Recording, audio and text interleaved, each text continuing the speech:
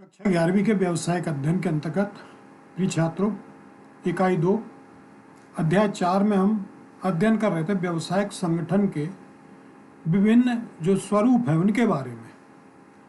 पहला अध्याय जो हमने अध्ययन किया था एकल स्वामित्व या एकल व्यवसाय, अर्थात एक अकेले व्यक्ति के द्वारा या जिस व्यापार में एक अकेले व्यक्ति का स्वामित्व होता है वो एकल व्यवसाय कहलाता है।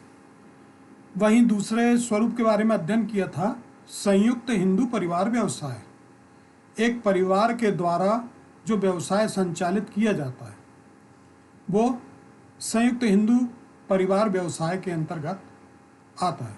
इसमें जो है परिवार का जो मुखिया होता है वही इस व्यवसाय का स्वामी कहलाता है।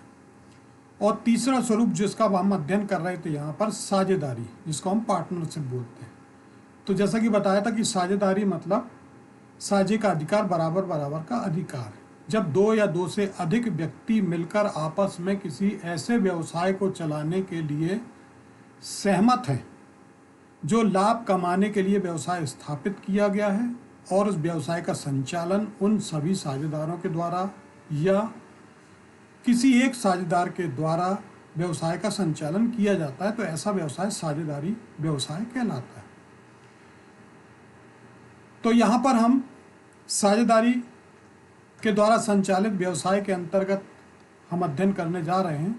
तो यहाँ हम देखेंगे कि साझेदारी के प्रकार कौन कौन से हैं, अर्थात कितने प्रकार की साझेदारी हो सकती है।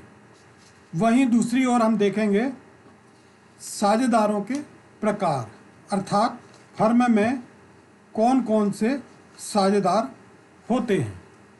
वहीं यदि किसी फर्म में कोई अवयस्क है और वो साझेदार बनता है तो उस अवयस्क साझेदार के अधिकार क्या होंगे। साथ ही साझेदारी संलेख, तो साझेदारी संलेख क्या है? विभिन्न साझेदारों के बीच में जो आपसी समझौता या अनुबंध है उसमें जो बातें होती हैं वो साझेदारी संलेख कहलाता है। और इस साझेदारी संलेख में जो आवश्यक बिंदु हैं वो कौन कौन से हैं हम इसके बारे में जानेंगे। तो यहाँ सबसे पहले हम देखते हैं कि साझेदारी के प्रकार कौन कौन से हैं। ये हमारे सामने हैं। साझेदारी के जो विभिन्न प्रकार हैं 4 प्रकार से दी हुई है। सामान्य तथा सीमित साझेदार, ऐच्छिक तथा विशेष साझेदारी, फिर निश्चितकालीन या अनिश्चितकालीन साझेदारी, और इसके अलावा वैध व अवैध साझेदारी। तो यहाँ सबसे पहले हम अध्ययन करते हैं सामान्य या सीमित साझेदारी क्या है। सामान्य जो साझेदारी होती है वे वो साझेदार कहलाते हैं जो असीमित दायित्व की स्थिति में भी स्थिर रहते हैं, अर्थात उनके द्वारा जो व्यवसाय में पूंजी लगाई जाती है उस पूंजी के अलावा व्यवसाय के जो अन्य दायित्व हैं उनकी पूर्ति के लिए व्यक्तिगत संपत्ति का भी उपयोग किया जा सकता है।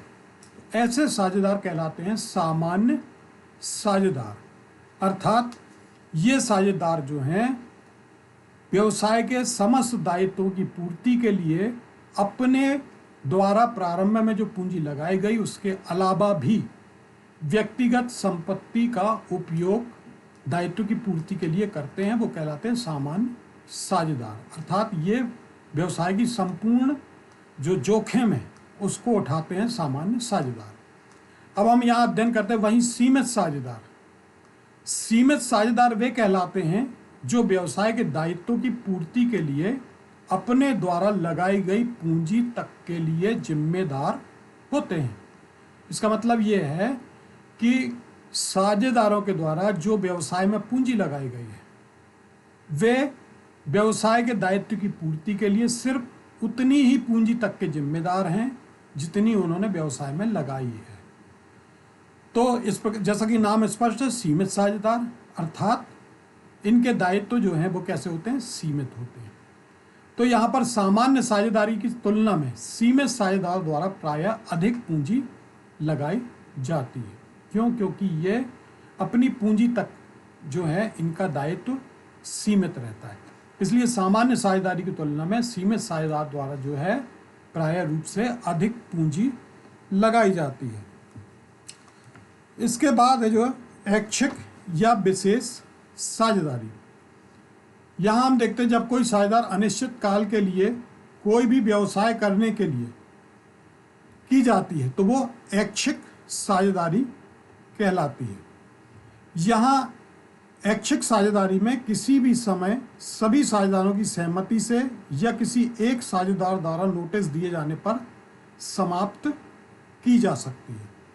तो ये ऐसी साझेदारी है जो निश्चित समय के लिए तथा कोई